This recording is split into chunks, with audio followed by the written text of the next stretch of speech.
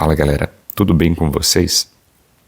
No vídeo de hoje vou tentar fazer uma coisa um pouco diferente, que é oferecer finalmente soluções ao invés de só falar de problemas dentro da medicina.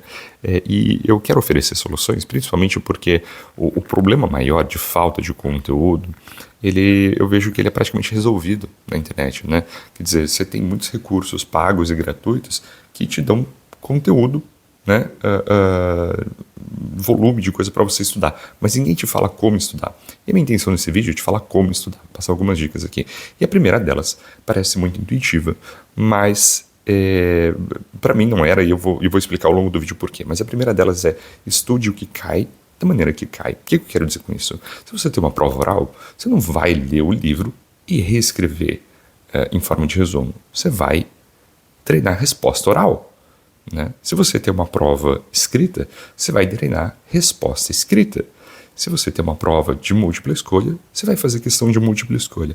Ah, mas eu não consigo, eu não gosto, não sei o quê. Meu amigo, vou te falar de maneira bem dura. A vida não é feita de coisas que você gosta. Né? E a prova, ela não é feita de coisas que você gosta. A prova, ela é um método de teste para ver se você tem uma competência técnica. Ah, mas eu não acho justo. Não importa o que você acha justo. O seu papel na hora de fazer a prova é passar. Seu papel é fazer ponto e fazer mais ponto que o seu coleguinha e passar. Se você não faz ponto e não passa, você vai ter que repetir aquela merda de novo depois. Então faz o que você precisa fazer e aí você passa. E aí quando você estiver no mestrado, quando você estiver no doutorado, aí você faz o que você gosta, talvez, né? Enquanto você está na faculdade, enquanto você está antes da faculdade, seu papel é passar. E aí, para você passar, você tem que fazer o que o professor quer. Não importa se você considera justo ou não, porque quem dá nota é o seu professor. Né? Quando você for avaliador, aí você pensa o que você gosta. Né? E como é que faz para você fazer o máximo de pontos possível? Você treina exatamente aquilo que vai ser cobrado.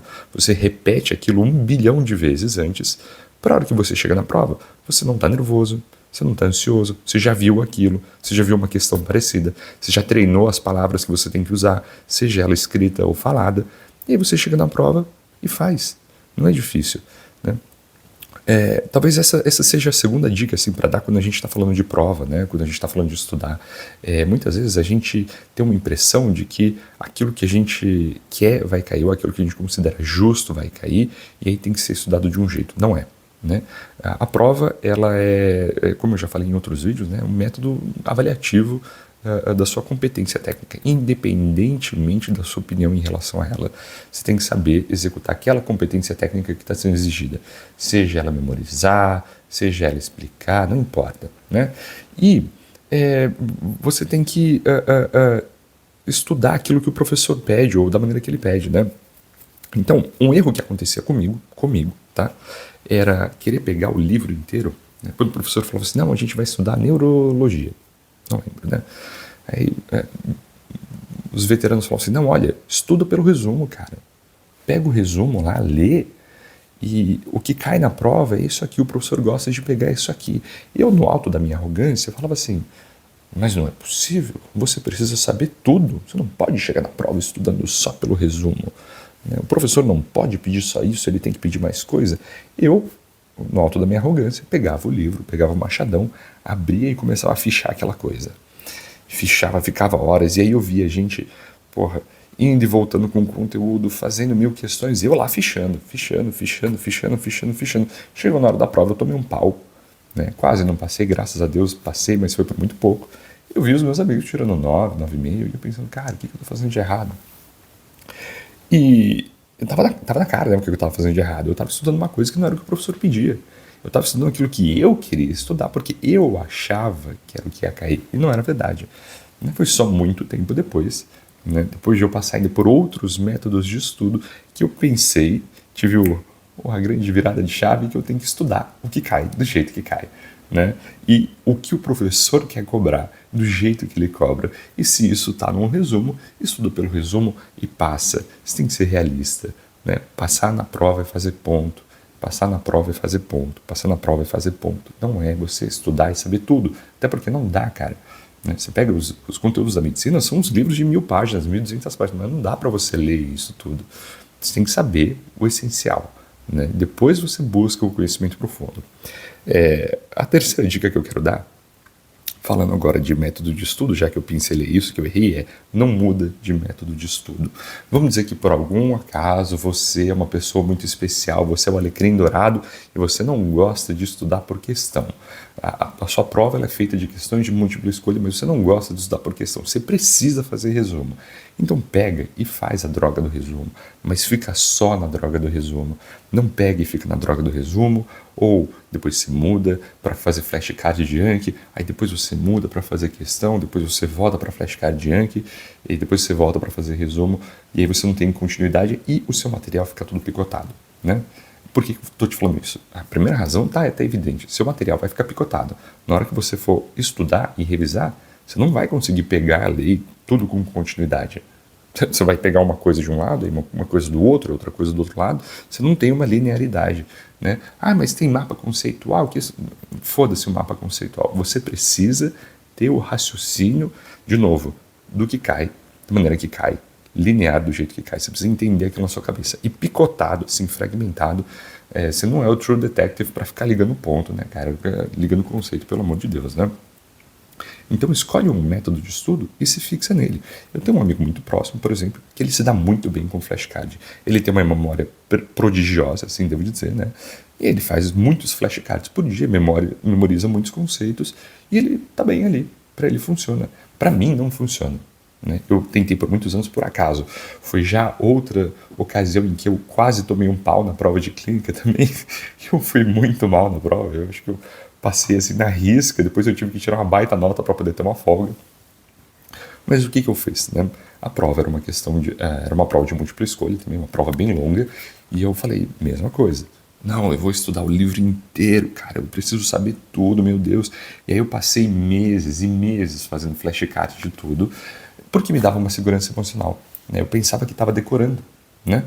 E eu percebi que, para mim, o flashcard não me ajuda a decorar. O flashcard me ajuda a memorizar, assim, conceitos meio desconectados, né?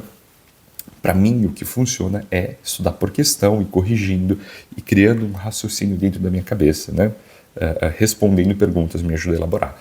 Mas eu tenho esse amigo que ele funciona bem com flashcard. Você tem que escolher o seu e ficar. O que aconteceu nessa prova foi que eu fiquei fazendo esses flashcards. Aí na primeira prova, eram 2 provas, né?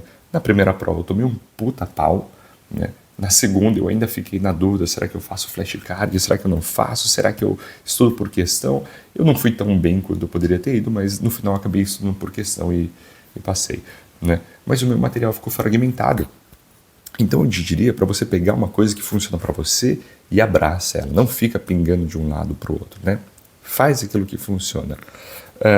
A outra dica que eu daria, que eu também acho que isso eu já vi acontecer também, pessoalmente já aconteceu comigo, não deixa para estudar as coisas assim em cima da hora e tenta pensar sempre a longo prazo na hora de estudar para uma prova. Não tenha medo de fazer sacrifícios assim, né, na hora de estudar.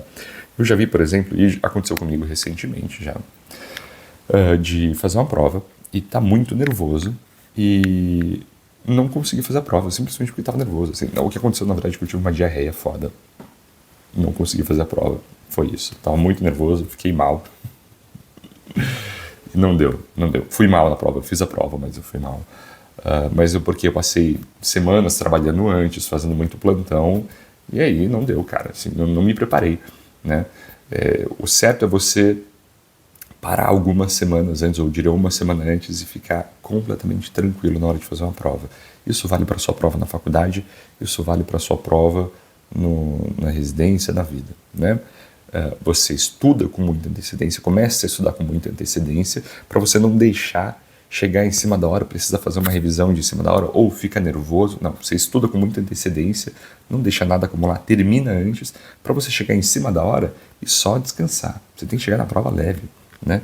Se você não faz isso, acontece o que aconteceu comigo, ou acontece já o que aconteceu com uma outra amiga próxima, que eu lembro que a gente estava no primeiro ano da faculdade, prova de anatomia, todo mundo assim se cagando, assim, morrendo de medo, e ela foi fazer uma revisão de última hora, né? Então ela começou a estudar, era acho que umas 7 horas da noite, e ela foi parar umas 3, 4 horas da manhã. A prova era às 8, ela dormiu, perdeu a prova. Aí ela teve que fazer exame. Então, já vi acontecer, né? De novo, parecem dicas bobas, parecem coisas assim intuitivas, mas olha, Não é, né? Quando a gente está no desespero na hora de fazer a prova, quase sempre nada é intuitivo, né? Só que o que funciona é o básico bem feito. Eu ouvia isso muito no cursinho. Não inventa, faz o básico bem feito, cara. Se na prova cai questão, você faz questão. Se na prova cai conceitos específicos, não tenta estudar o livro inteiro, cara. Estuda o que cai, do jeito que cai. Mas tem chance de cair uma coisa que ninguém vai saber? Exato. Ninguém vai saber. Você tem que acertar o que todo mundo vai saber, né? E o que ninguém vai saber. Paciência também, assim, a diferença de um ponto para o outro, muitas vezes não é tão grande, né? O que diferencia você entrar, passar numa prova ou não, na verdade são muitos pontos, né? Esse pequeno diferencial. Eu vejo muito cursinho de residência batendo essa tecla. Porque esse ponto aqui pode ser o diferencial para você. E aí quando você vai ver a incidência daquele assunto naquela banca é tipo 0,05%. Então faz o básico. Estuda o que cai, do jeito que cai. Não troca de modo de estudar o tempo todo. Escolhe um que funciona para você e abraça. Não fica pingando de um jeito para o outro, né? Pensa sempre a longo prazo.